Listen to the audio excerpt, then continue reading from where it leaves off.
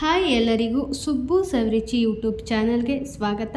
ಇವತ್ತಿನ ರೆಸಿಪಿ ಬೆಂಡೆಕಾಯಿ ಗೊಜ್ಜು ಅಥವಾ ಬೆಂಡೆಕಾಯಿ ಗ್ರೇವಿ, ಯಾವ ರೀತಿಯಲ್ಲಾದರೂ ಕರಿಬೋದು. ನಾನಿವತ್ತು ತೋರಿಸೋ ರೀತಿ ನೀವೇನಾದರೂ ಬೆಂಡೆಕಾಯಿ ಗೊಜ್ಜು ಮಾಡಿದ್ರೆ ಎಲ್ರಿಗೂ ಇಷ್ಟ ಆಗುತ್ತೆ ಆ್ಯಂಡ್ ರುಚಿ ಕೂಡ ತುಂಬಾ ಚೆನ್ನಾಗಿ ಬರುತ್ತೆ. ಫಸ್ಟಿಗೆ ಬೆಂಡೆಕಾಯಿನ ಚೆನ್ನಾಗಿ ತೊಳೆದು ಈ ರೀತಿಯಾಗಿ ಉದ್ದುದ್ದಾಗಿ ಕಟ್ ಮಾಡಿ ಇಟ್ಕೊಂಡಿರಬೇಕು. ಒಂದು ಬೌಲಿಗೆ ಕಟ್ ಮಾಡಿ ಇಟ್ಕೊಂಡಿರೋ ಅಂಥ ಬೆಂಡೆಕಾಯಿ ಎಲ್ಲನೂ ಹಾಕಬೇಕು. ನಾನಿಲ್ಲಿ 200 ಗ್ರಾಮ್ ಬೆಂಡೆಕಾಯಿ ತೊಗೊಂಡಿದ್ದೀನಿ.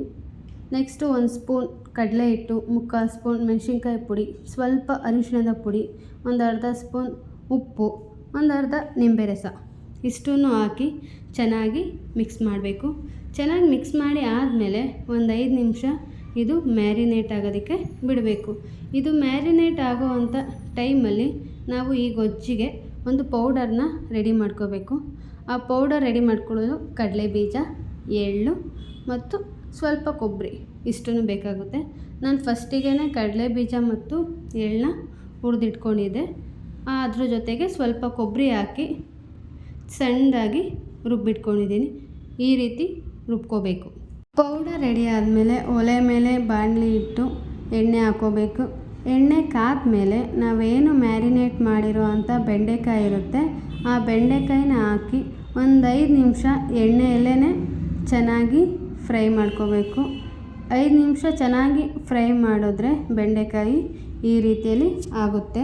ಬೆಂಡೆಕಾಯಿ ಫ್ರೈ ಮಾಡಿ ಇಟ್ಕೊಂಡ್ಮೇಲೆ ಮತ್ತೊಂದು ಬಾಣಲಿಗೆ ಎಣ್ಣೆ ಹಾಕಿ, ಎಣ್ಣೆ ಕಾದ್ಮೇಲೆ ಸಾಸಿವೆ, ಜೀರಿಗೆ ಹಾಗೂ ಕಟ್ ಮಾಡಿ ಇಟ್ಕೊಂಡಿರೋ ಅಂಥ ಈರುಳ್ಳಿ, ಇಷ್ಟನ್ನು ಹಾಕಿ ಈರುಳ್ಳಿನ ಚೆನ್ನಾಗಿ ಫ್ರೈ ಮಾಡಬೇಕು.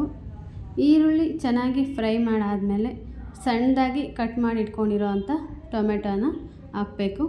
ಟೊಮೆಟೊ ಹಾಕಾದ್ಮೇಲೆ ಸ್ವಲ್ಪ ಉಪ್ಪು ಹಾಕಿ ಚೆನ್ನಾಗಿ ಬೇಯೋದಕ್ಕೆ ಬಿಡಬೇಕು. ಟೊಮೆಟೊ ಚೆನ್ನಾಗಿ ಬೆಂದಾದಮೇಲೆ ನಾವು ಇದಕ್ಕೆ ಸ್ವಲ್ಪ ಶುಂಠಿ ಬೆಳ್ಳುಳ್ಳಿ ಪೇಸ್ಟನ್ನ ಹಾಕೋಬೇಕು. ಶುಂಠಿ ಬೆಳ್ಳುಳ್ಳಿ ಪೇಸ್ಟ್ ಹಾಕಿದ್ಮೇಲೆ ಸ್ವಲ್ಪ ಹಸಿ ಸ್ಮೆಲ್ಲೆಲ್ಲ ಹೋಗೋವರೆಗೂ ಫ್ರೈ ಮಾಡ್ಕೋಬೇಕು. ಇದಾದಮೇಲೆ ಮಸಾಲಗಳನ್ನ ಆ್ಯಡ್ ಮಾಡ್ಕೋಬೇಕು. ನಾನಿಲ್ಲಿ ಗರಂ ಮಸಾಲ, ಜೀರಾ ಪೌಡರ್, ಚಿಕನ್ ಮಸಾಲ, ಮೆಣಸಿನ್ಕಾಯಿ ಪುಡಿ, ಅರಿಶಿಣದ ಪುಡಿ ಇಷ್ಟನ್ನು ಹಾಕ್ಕೊಂಡಿದ್ದೀನಿ.